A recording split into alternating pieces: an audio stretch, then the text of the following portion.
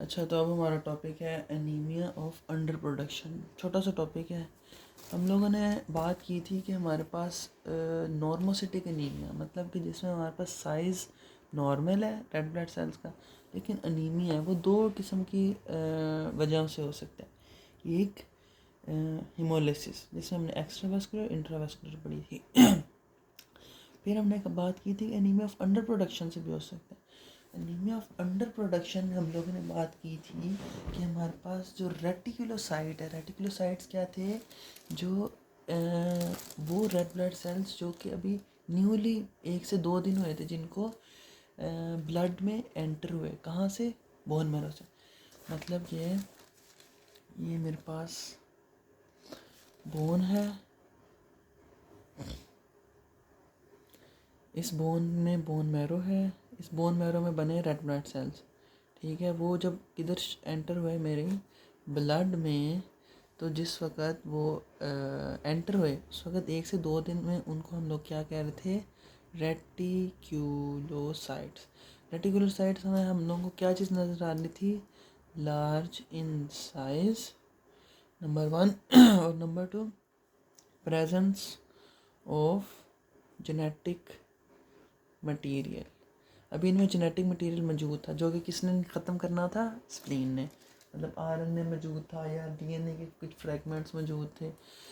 अच्छा जी, तो हम लोगों ने बात की थी रेटिकुलोसाइट्स काउंट की। ठीक है, मतलब एनीमिया जब भी होता है तो रेटिकुलोसाइट काउंट ऑटोमेटिकली ज़्यादा हो जाता है। क्यों? पहले ये दो रेटिकुलोसाइट्स हैं, लेट्स सपोज, और ये रेड ब्लड सेल्स हैं। अब मेरे पास अगर एनीमिया हो जाए तो रेड ब्लड सेल्स कम हो जाएंगे, रेटिकुलोसाइट्स तो उतने ही हैं। तो क्या हो गया कि एनीमिया की वजह से रेड ब्लड सेल्स कम हो गए। यहाँ पे अगर ये 1 से 2% थे, तो यहाँ पे कितने हो गए? ये मे 4 to 5% हो गए। तो हम लोगों को पता किस तरह चलेगा कि बॉडी रिलीज़ कितने कर रही है रेटिकुलोसाइट्स? यहाँ पे भी बॉडी ने 2 ही रिलीज़ की हैं, यहाँ पे भी रिलीज़ 2 ही हैं, लेकिन ब्लड में यहाँ पे 1 से 2% है, यहाँ पे 4 to 5% हो गए। इसके हम लोगों ने निकाला था क्या? Corrected reticulocyte count. वो क्या था? Reticulocyte count multiplied by haematocrit divided by 45। अब यहाँ पे हेमाटोक्रिट 45 था, जो कि नॉर्मल 45 होता है। मैंने बात की थी red blood cell, white blood cells और प्लेटलेट्स का काउंट 45% होता है और 55% प्लाज्मा होता है।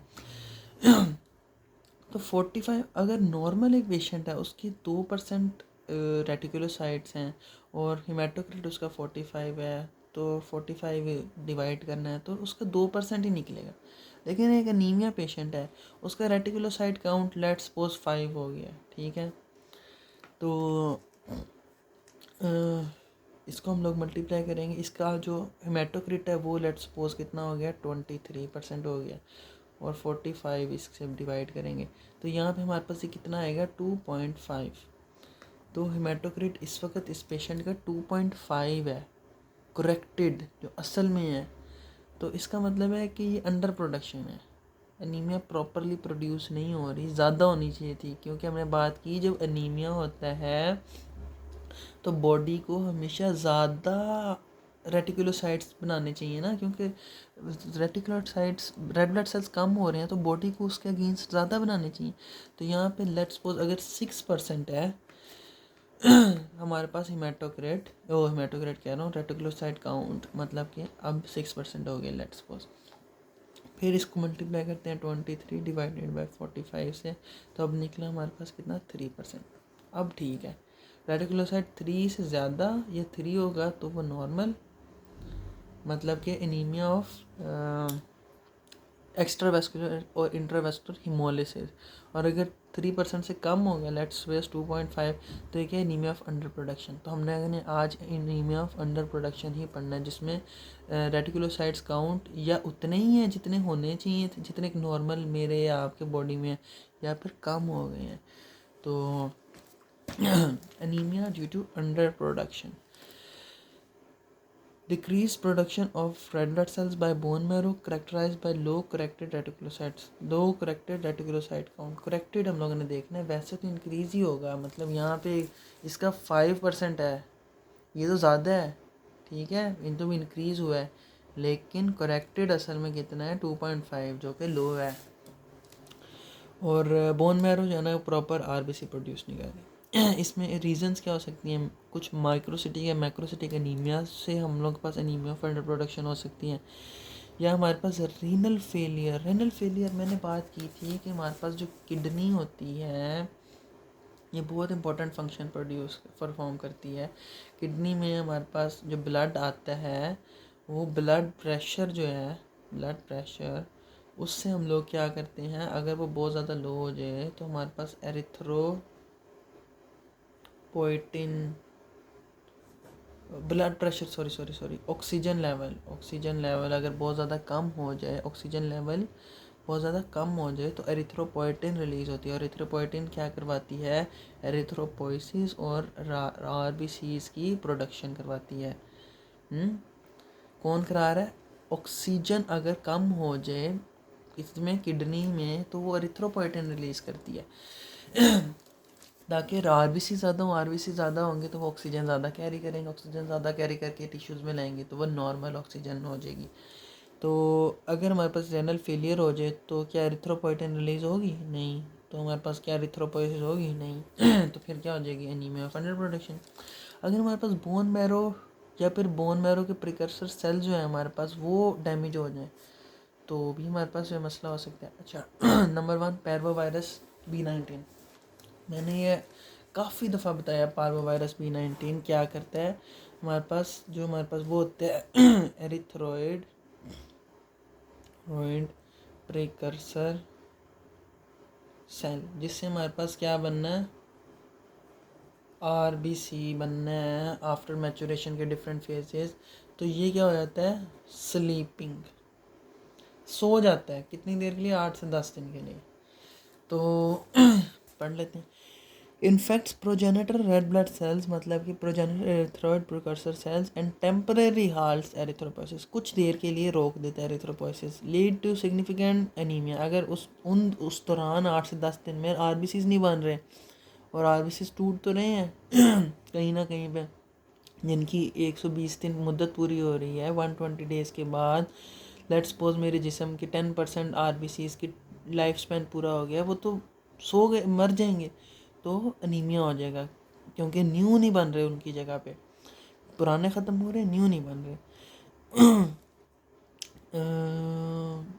Anaemia in the setting of pre existing marrow stress, sickle cell anaemia, अगर उस पेशेंट को, उसका तो बहुत ही बुरा हाल हो जाएगा, ये उसको कर देगा एप्लास्टिक क्राइसिस, इंक्रीज वेरी मतलब डिक्रीज। हमारे जैसा, तुम्हारे जैसा जिसको अनीमिया नहीं है उसमें तो चलो हम लोग मान सकते हैं कि